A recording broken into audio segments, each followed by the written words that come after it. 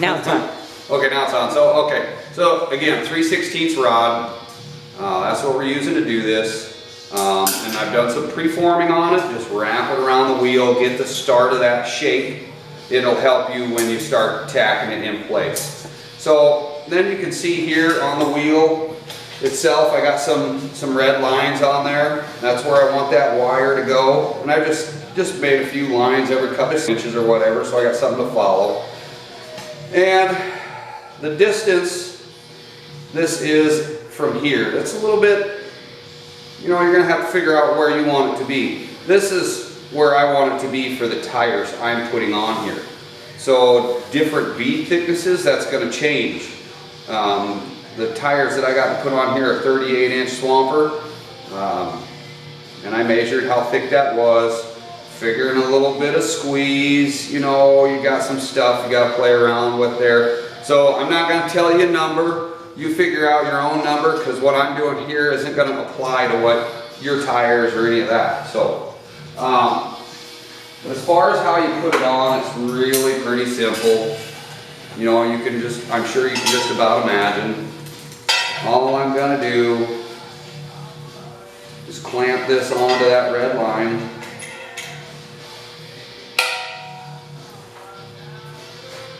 And if you need to adjust your volume for the welding, you better do that now. Some people were telling us that the welding was really, really loud last time, so fair warning. You have been warned. You have been warned. And always use this stuff, just makes life easier. Just gonna spray a little bit onto that on there. So all we're doing is creating a lip that the tire needs to slide up over to get to the bead seat.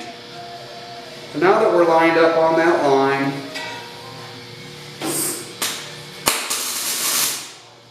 I'm just gonna start tacking this in place.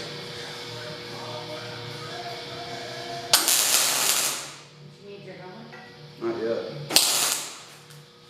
So, and I'm going to roll this rim around, and this is where having that wire already rolled is going to help you. And then I missed a tack.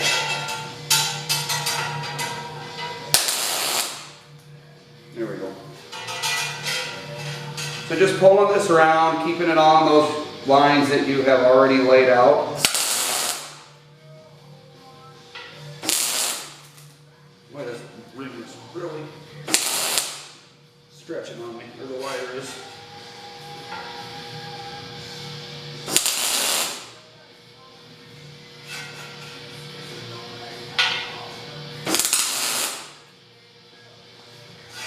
So anyway, we're just going to go around and, obviously we're just going to go around and tack this all the way around. Then, after you get it all tacked on, I weld it completely. I don't know that you have to, but what you're going to do when you get this all the way on, all the way around, is you're going to come back in here with a grinder and you're going to bevel this out. Make it easier for that tire to slide up over it. So from that perspective, I think welding it complete is a better way to go. So I'm not going to do all this on camera, but you'll see it when it's done. When we get it all finished up, I'll show you what that looks like. But it's, again, really straightforward. There really isn't any wrong way to do it, unless your tire don't fit, then that would be wrong. And that's why I didn't give you a number. You have to figure out where that wire goes. The 16, 17s wheels, they're not going to benefit from this the way the 16.5 does, because your bead seat angle is altogether different anyway. So, anyway, you can see how that works. Very simple. Damn. I need to be using the clamp more. Use the clamp more than what I'm doing, because I keep slipping on it. So anyway, you just keep working this around and get that on there. Now next show when we come back, I'll show you what that looks like all welded on and beveled off. easy to do. So that's how the wire at the back goes in there. It does make it harder to take the tire back off the rim, so be aware of that. But that's the idea. Right now the back bead pops off too easy, so we're just kind of putting a roadblock in there, making something to help retain the inner bead. So there's the rim after all the restoration work. It's in our satin black powder coat. Of course, we sandblasted it, took all the rust off, cleaned it all up, and it's already got some mud on it from the dog. And when we started with this wheel that had all these little accent, what appeared to be screws, but what they were was plastic plugs. We took all them out of there. We put in stainless socket head cap screws in there. It looks a lot nicer that way, and they're not going to rust up on us. So now all that's left at this point is to get a valve stem in there. We're going to do that, of course. We got the, what'd you call it? I called it a lip ring. Lip ring. We got the lip ring in here, right there. Okay, come a little closer for that? Yeah, come in a little closer. So this is that 3/16 rod that was put on the wheel, and you know, on the last video I was talking about how you didn't necessarily need to weld it all the way around, but that's not correct, and a good friend Brett pointed that out to me. You do have to weld this all the way around, because what happens is when the tire bumps up against this, if you have gaps in your weld, the air shoots by and you never get that to seat. We did try that on a wheel, and Brett pointed that out to me. I didn't remember that, but you do have to weld this all the way around. You need to get an air seal here to go ahead and push the tire past it out to the bead seat. So a little bit of a retraction there, some incorrect information that I'm trying to straighten out for you guys. So if you're going to do this, weld it all the way around. This one was welded all the way around, and I buffed it out, and I trimmed that height down a little bit and make that tire pop over just a little bit easier. 3/16 wire rod is a little bit bigger than what you need, but that gives you the ability to go back and profile it down so you can get that nice ramped shape that the tire will pop over. So that's what that's about. So now with this wire in here, the inner bead has something to catch on before it just goes ahead and unseats on you. So that's that there. You got your bead lock installed. That's ready to go. Okay, so we're ready to put our bead lock ring on. It's just sitting on here right now with 4 bolts in it. Of course, we dropped the tire onto the rim. Just like any other tire installation, use some dish soap, lube up the bead, lube up the top of the rim. Tire slides right on. It's really easy with the powder coated finish. It makes it even more slippery to get that tire on there. The bolts that we're using to bolt the 2 bead lock rings together are 3/8 coarse thread, grade A bolts, 1 3/4 long. You could probably get away with 1 1/2, but 1 3/4 makes it real easy to get that nut on there, and you don't run too short. And your beads are going to be different thicknesses too, so that's going to play a factor in it as well. To get things started though, you need a longer bolt.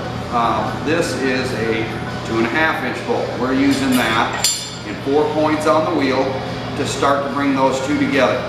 Once you can get one of these next to it started, you get the nut on, get it on either side, then you can pull these back out, replace them with the shorter bolts, and start torquing it down, alternating back and forth across, just like you would anything else, to spread that torque load out evenly. So we're going to do that. I'm not going to do that on camera. It gets kind of long. You go around several times. And we're going to bring them down a ways, and then I'm going to show you the anti-coning ring that we use. I got that ready to go. So we'll show you how that works, and then we'll be finishing this off by airing it up. Thanks, and we'll be right back.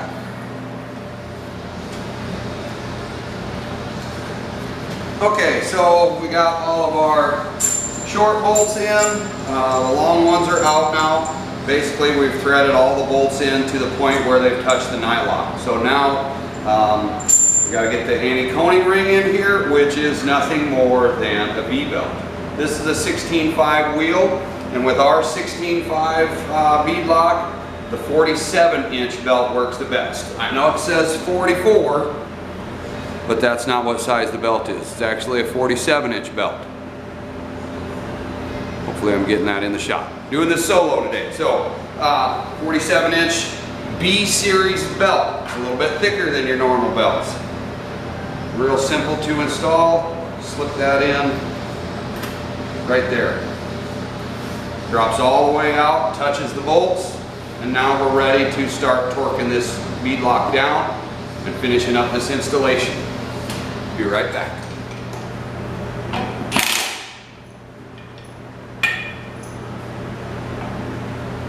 Okay, so that's it. All the bolts are torqued down. Got about 2-3 threads on the back side. The anti-coning ring is in there. You still get a slight amount of coning. You could actually use a C-series belt if you can find one the right diameter, or you could just start with a longer one and cut it and put it in with a slice in it. That would work too. C-series belt is just a little bit thicker. So there's your anti-coning ring. It's all torqued down. The only thing we got left now to do now is to air these up.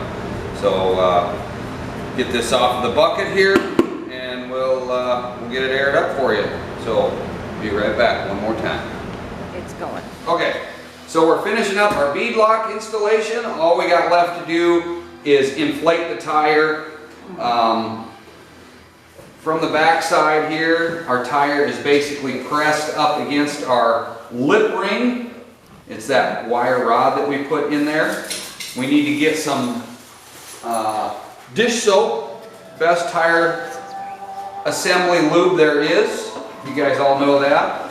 So we're gonna jet a bunch of that down in there. And don't go sparingly on this stuff. Just get it in there. Get a lot of it in there. So yeah, so all we gotta do now is inflate this, pop the tire over past that ring. Can't see around the Get dog. out of the way. And yeah, she seems to be really interested in the dish soap. Yeah, I don't get that, yeah. So there we go. We got some of that lube coming out the backside now, or the bottom. And I got a helper in the garage with me tonight, not the dog. We're gonna lay this down on this bucket.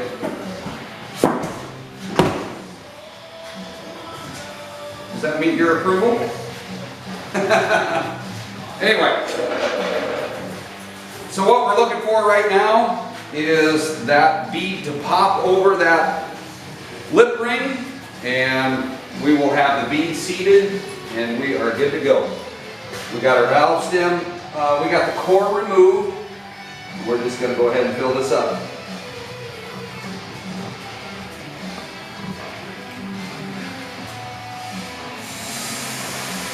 Okay, kind of push down over there.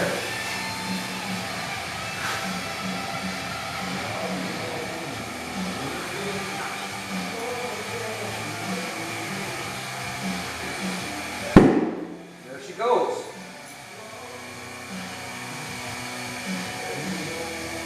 You never get that pop with a 16.5.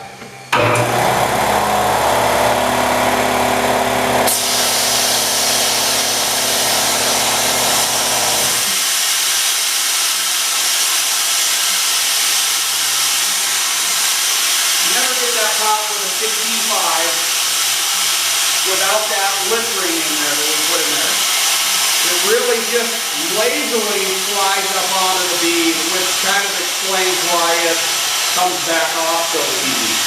So, excuse me, Brian. There you go. It popped on, seated all the way up. Hang on, I get it. And normally you'd be in a hurry to get that valve stem back in there, that core of that valve stem back in there. But because we have that lip ring in there, we don't have to hurry. It's not coming back off.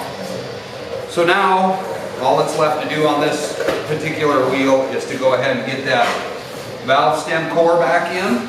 air it back up. I gotta take it to the car wash and wash some of the dish soap off. There it is. And this wheel is done, ready to be installed. Okay, so that concludes the wheel restoration and beadlock installation, along with the lip ring, as we're calling it, in the back of this wheel. That's the difference. Check it out. I mean, going from that rusty rim to that beadlock, we can set you up with any, you know, any level of this service you're looking for. We can sandblast your wheels, put the beadlocks on, do the lip ring, the whole works. So if you got some old rusty wheels, don't write them off as gone. You can still use them.